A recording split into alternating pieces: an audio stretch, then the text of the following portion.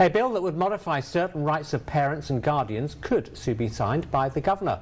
Our reporter Malorie Aldrich joins us live in the studio to tell us more. Yeah, that's right, John. Senate Bill 5181 has passed both legislative chambers and it's making its way to the governor's desk. But that was not done without a lengthy debate and a few amendments made by the House. Last week, the House debated Senate Bill 5181, which would amend the Parents' Rights Initiative and align it with existing law.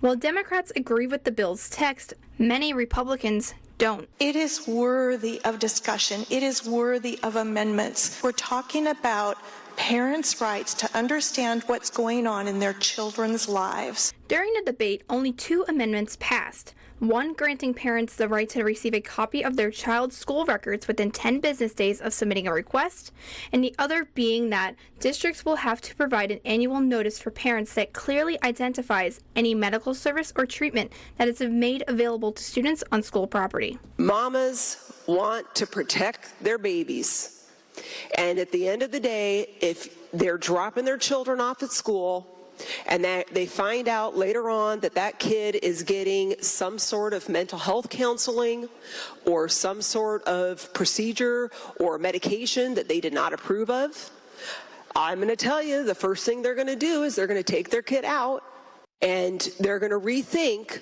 either A, maybe I should go to another state, or B, maybe I should homeschool my child. One amendment that didn't pass relates to direct language of the parents' rights. And so what's very important is that we include this amendment that recognizes the fact the regular folks in Washington State know that it's common sense, and we want to see it validated that parents are the ones who are in charge of their kids. The legislature finds that parents are the primary stakeholders in their children's upbringing. So we have not removed that. We retain that as the opening sentence in the underlying amendment. Another being children would receive an education that is free from sexually explicit or erotic materials, which caused some Republicans to get heated. There is no pornographic material that is necessary for a child.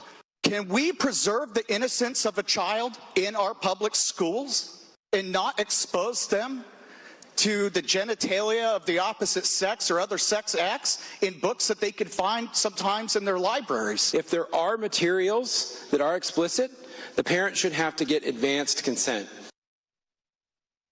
The final decision on whether the bill is signed into law is ultimately up to Governor Ferguson once the bill crosses his desk. John? Well, I guess we'll keep us up to date and let us know that it's signed into law. Thank you very much, Malorie. Well, the Supreme Court appears to be leaning in favour of parents and their religious rights in a dispute over LGBTQ+ books in Maryland schools. Don't, at this moment, based on the record you've provided, know that these books aren't just sitting on the shelves. That's exposure, though, to those ideas. It's not just exposure to the pictures of, the 2 men getting married. It's exposure to the ideas. Members of the 6-3 Conservative majority appear to be sympathetic to the argument that kids should be able to opt out of exposure to the content. The more liberal justices questioned whether they're being exposed to it or if the books just exist in the classroom. The lawyer for the parents argues it's indoctrination. The lawyer for the Montgomery County School Board says teachers don't have to use the books in lessons. Parents aren't asking to stop educating their children about the world around them. What they're asking is to stop having them being indoctrinated on things that violate their religious beliefs and that are contrary even to fact and science. This court has made clear that exposure to offensive ideas does not burden free exercise. The parents in the case have the support of the Trump administration. The Supreme Court has previously taken the side of religious rights in cases involving LGBTQ+ issues, like the Christian web designer who refused to work for same-sex weddings. Well, do you agree with the Washington bills regarding parental rights? That's the question we asked in today's viewer poll. You can scan the QR code on your screen or go to either our social media pages or our website to cast your vote.